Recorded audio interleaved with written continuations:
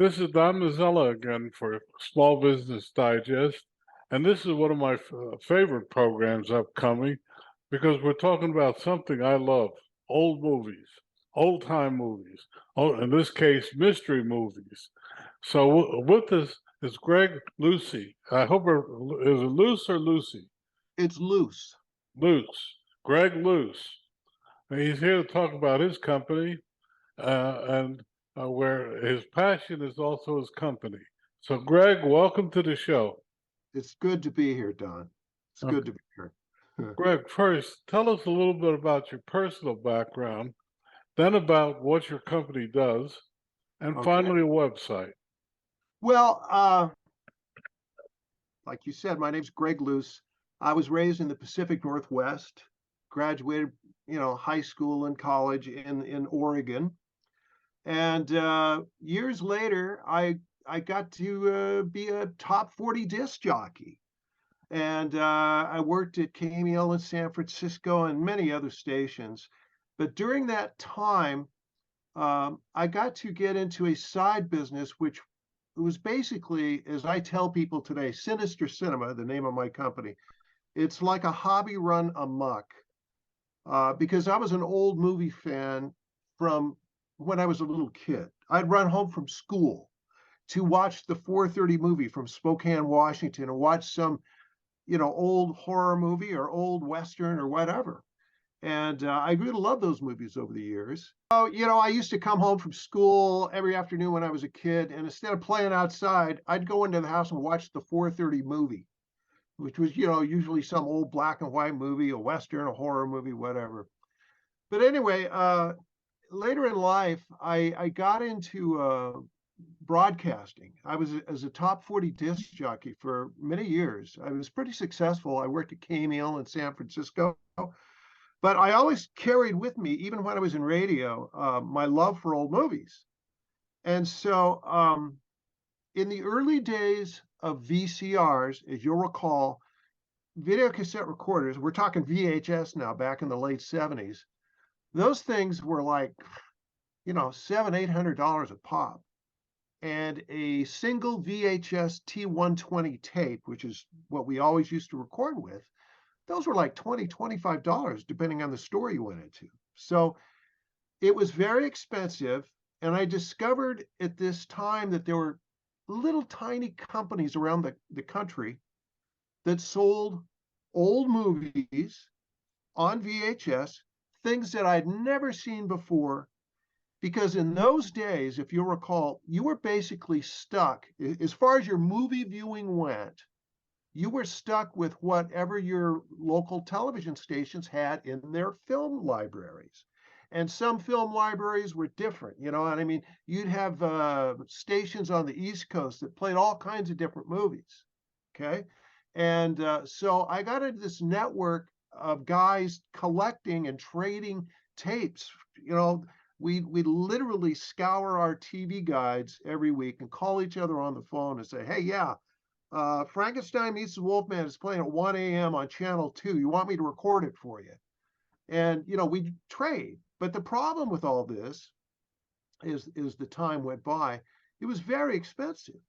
So I was having, $300 phone bills every month. And all these tapes were very expensive back then. So I was talking to a guy in Monterey, California one time by the name of Kit Parker. And Kit Parker, he's still around. He's got a company called Kit Parker Films, and he owns film libraries.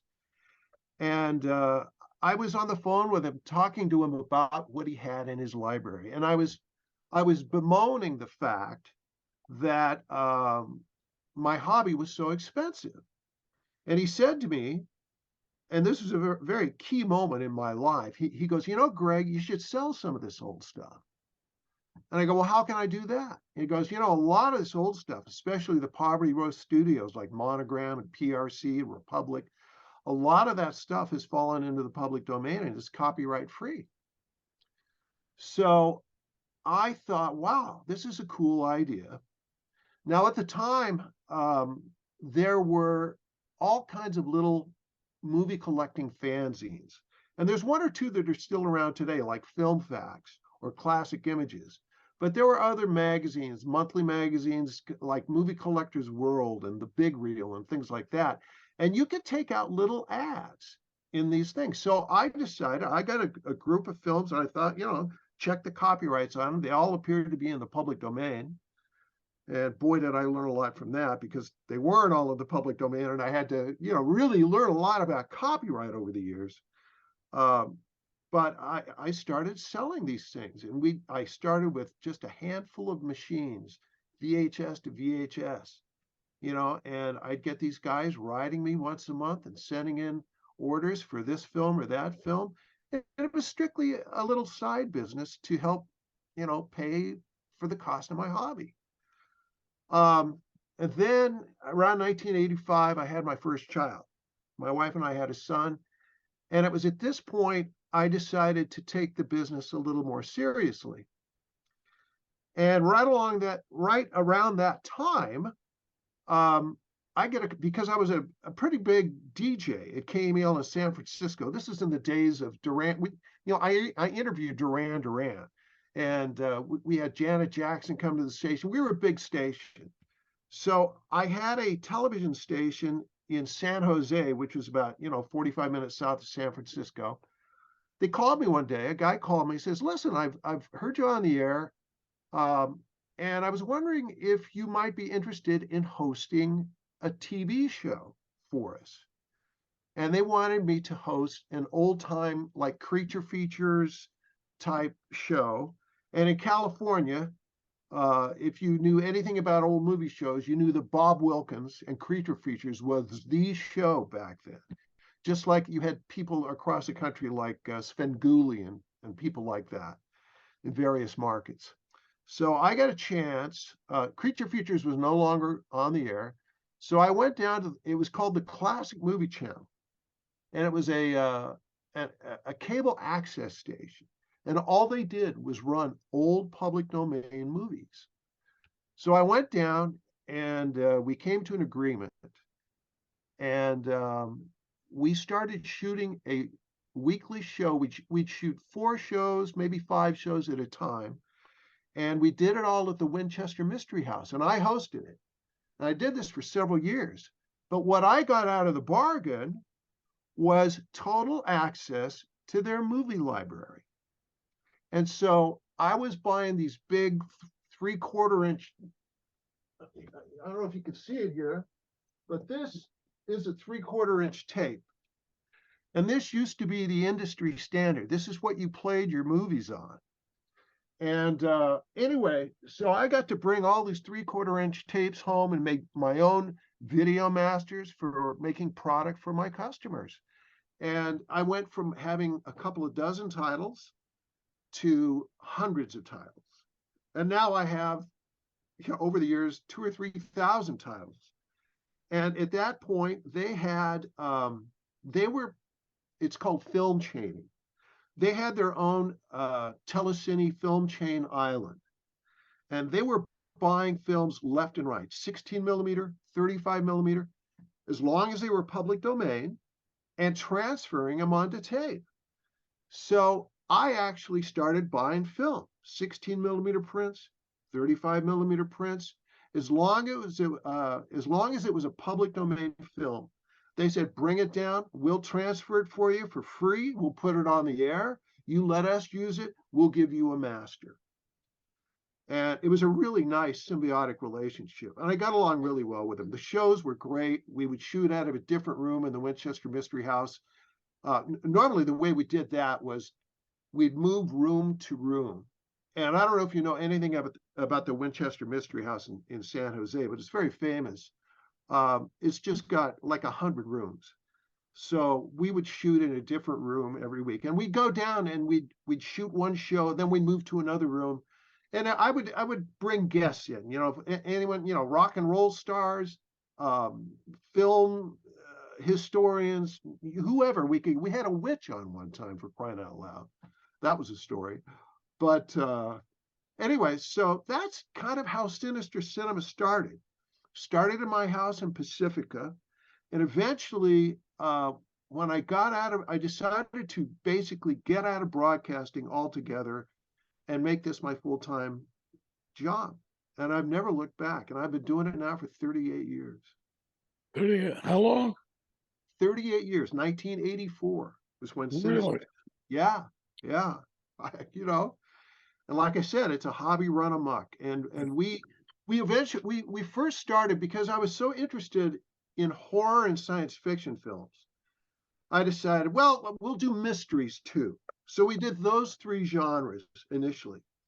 And then I started realizing that there were many films in what is known as the peplum or sword and sandal genre. Now, sword and sandal is a name for a genre that I swear to God, I'm the one who keyed that phrase. Because in my very first ad, when I started selling sword and sandal movies, I didn't know what to call them. So I just, well, what do we call these things? Sword and sandal. So that's how it went in my ad. And that name has picked up over the years, and that's how they're generally known, along with the word peplum, which I don't know what the origin of that is. But I realized that many of these sword and sandal titles had all kinds of science fiction and horror and fantasy elements. So I was selling those, okay, but I wasn't selling just your straight Hercules, Goliath stuff. And I decided at one point, these things that we do sell are very popular. So let's move into the whole genre. So we just started selling anything that was sword and sandal, and it was a very successful genre. And eventually we got into other areas. So at this Wait, Greg, let's stop you right here for two things. Where's your sure, website? People are, my website is www.sinistercinema.com, and I'll spell that out for you. It's obviously www.scinema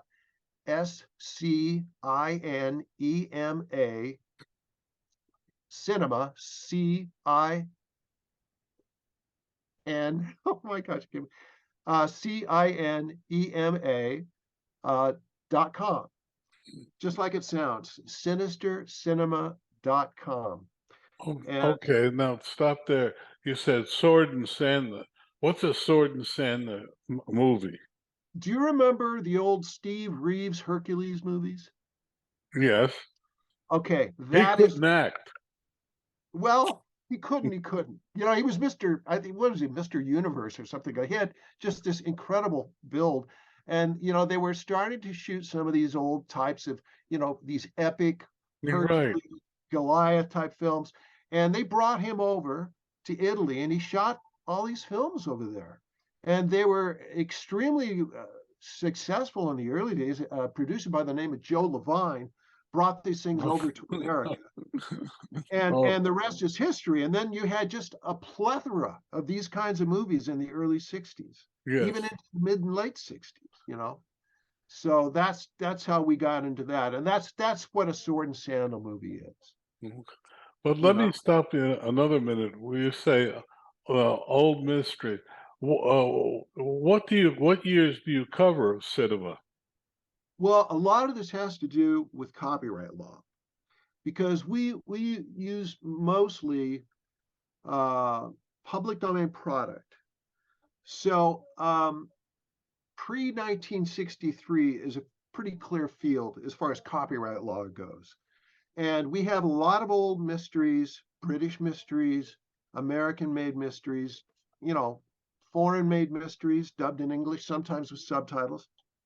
Um, from those decades, from the silent era right up through the 30s, the 40s, 50s, and into the 60s. Now, we do have films from the 60s and 70s, but those are a little more, it's a tougher nut to crack because of copyright laws. A film, for instance, like Night of the Living Dead, for instance, was 1968. Unfortunately, George and his guys, when they published the film, they published it without a copyright notice on the film. And by American law, by American copyright law for films from that time period, if you publish without a notice, your film fell into the public domain on publication.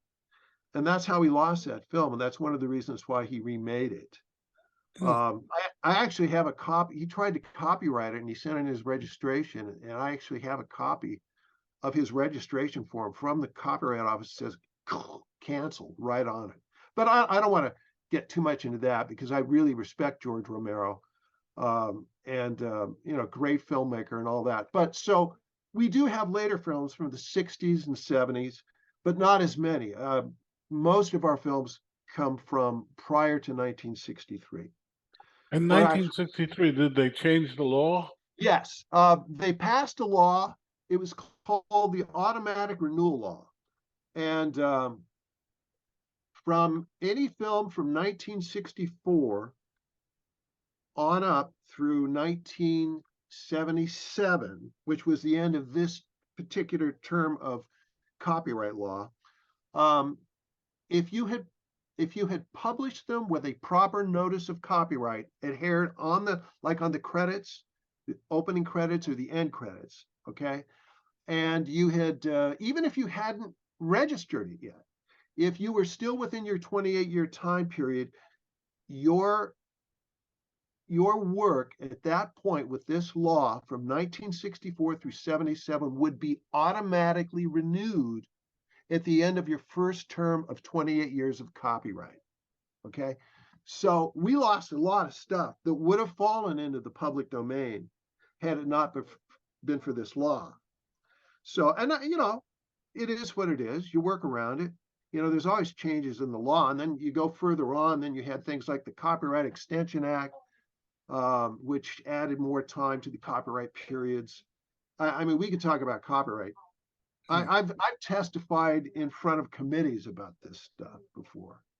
So anyway, Well, Greg, as I told you, I'm a great fan of old films. Now, but who buys your product? I mean, uh, are there people out there that want it, or oh, who? absolutely. Hmm? I'll give you a breakdown. Um, we started carrying B westerns in the early 1990s. And when I Mm-mm. say B westerns, there's an actual definition for that. Like, something like Stagecoach with John Wayne, that is not a B western.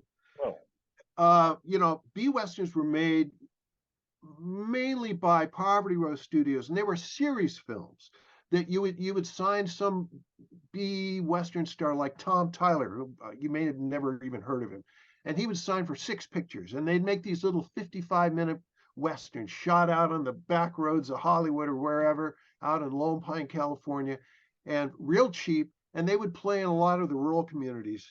Roy Rogers and Gene Autry brought B Westerns to a new level. Okay, but before Roy and Gene, you had Buck Jones and Ken Mann and all this. And, there's a tremendous following for these things. But that audience was very old. Okay.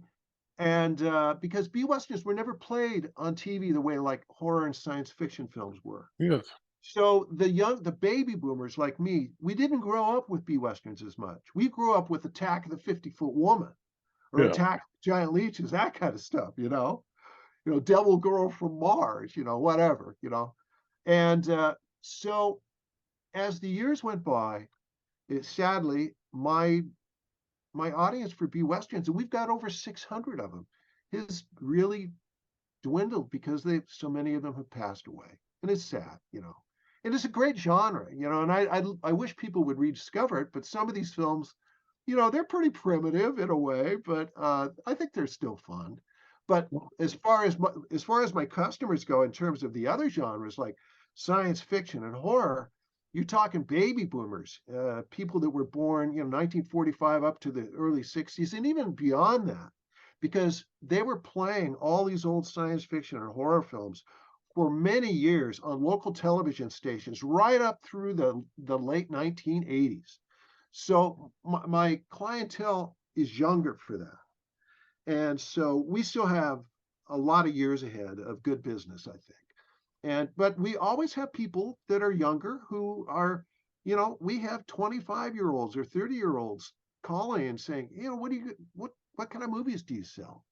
What do you got? And so, we do generate new clients and with younger people because it's an interesting line of How films. how do you generate new clients? Um, Well, with people like you, Don, you know, no, but we do interviews and we reach out, and I do a lot of, you know, we send out flyers, we advertise in different magazines, things like that, and it's a steady business. And I thought COVID would really hurt it, but we did okay because I've discovered that old movie nuts, they'll give up their water and their electricity before they give up their old movies. That's very true. Yeah. But now you're sitting there. You've got an audience that in effect is aging out. Okay, I'm 79. Everything that you talk about, I grew up with. Yeah. But uh, but there's a whole generations. I teach and I talk about some of the stars. Lash LaRue, I mentioned Hmm. in a class, and they Yeah. looked at me with totally blank expression. You know, Yeah. uh, Yeah. uh, you have an audience that's aging out. What do you do? You know, being 69 myself, I'm finding that one of the things that I can do is it's in a way it's enough, Don, for me to have my own website, and we manufacture all of our own product and all this, while Amazon helps me on our book side, and I'll talk about that later. But we do okay. But I've discovered in the last few years, the last couple of years especially, there are companies out there that have a much greater ability to distribute my product and to make my product known to other people outside of that bubble of old time collectors. And I've got deals with Amazon and Allied Von, those kinds of companies, and they are reaching out. And the nice part about it is that in the case of, like, with Allied Von, for instance, they do everything. I send them, video masters, and these are great people. The people at Allied Von, if you ever want to get involved with distribution with a company that wants your product, get involved with them because they're the best. And but anyway, we just sent 60 video masters to them just a couple of weeks ago. And in, a matter of a few weeks, those things are going to be up on the various websites that Allied Von caters to. But let me ask you a question. Now they have them. What's to prevent them from setting up another company and in effect sell their product, your tapes under a different name? Because even though the films are public domain, first of all, they're honest. They're just not in that kind of business. They don't really know what's in the public domain and what's not. We have certain agreements that we enter into, but the fact of the matter is, even though, for instance, I sell a public domain film, my presentation of it, the editing that I do, the actual disc with the various trailers and whatever else is on that is copyrighted. Huh. Now, it's true that you can pull out a separate element that's public domain and you could use it, sure, and not everything we sell is public domain. You know, I used to own the rights to a couple of Ed Wood films, for crying out loud. I sold those to Fred Ray a few years ago. But so not, and sometimes we simply carry product from other companies so that when we get orders, they get the product that we carry from other companies. But for the most part, most of what we sell, we manufacture ourselves. Hmm. So, but that is the Allied Von Amazon thing is the way that we've reached out. Well, let me ask you this: Are you, what do you do for? Do you have a plan for succession for your company to continue? Boy, that's a good question because, for years I've been thinking, how much longer am I going to do this? Right now, one of my biggest passions in life is playing senior league softball. And I just got back from practice this morning, but need some work too. But right now, I'm trying to build up our inventory of titles with these other companies I was telling you about. like Hmm. Allied Vaughn and Allied Vaughn in particular. And so it's nice to get a royalty check because they do all the fulfillment. Yeah. That's the nice part about it. So there comes a point where through streaming or actual them manufacturing the discs and selling them for us and giving us our royalty, there comes a point where if I get enough of that, then hopefully it's someday I'll say, I've done this long enough. I'm getting a social security check. I'm getting my royalty checks. Maybe it's time to try to sell my business, which I don't know if it's a sellable business because it's such a niche thing. But regardless, even if I had to just shut it down, I will do that at a point where I feel comfortable. And my wife is a registered nurse. She's got a good job. She's about 12 years younger than me, so she's got a ways to go. So we Hmm. got good insurance, and so, I've been very blessed. I don't mind saying it. And I treat people well. I've got 2 employees, and that's it. We're as mom and pop as you get. But yet we've been here for 38 years. It'll be 39 years this coming spring. Wow. So I must be doing something right. I don't know. Have you ever thought of donating your collection to some uh, institution? Well, here's the thing. Um,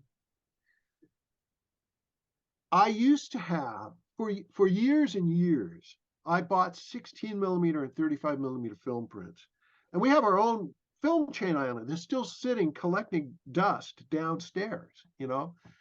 And the films themselves are the only things that I ever had that I would have considered, and I did donate some. I donated a print of the Sphinx, 1935, monogram pictures with Lionel Atwell. I donated that to UCLA.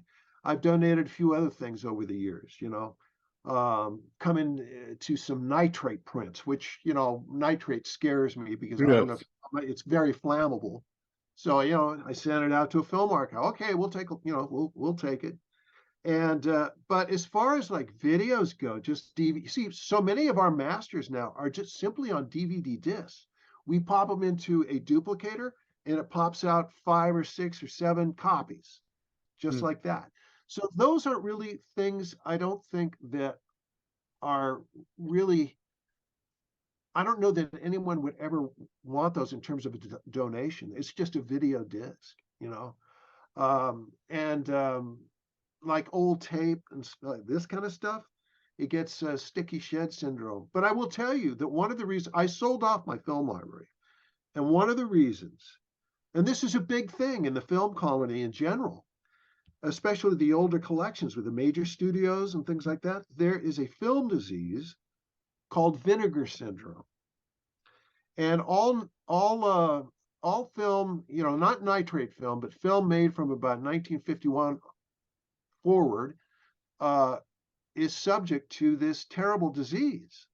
And it's literally a contagious disease, not in the sense of like germs, but the film with vinegar syndrome, acetate film starts to break down. And it starts to break down. It emits this odor that smells just like vinegar.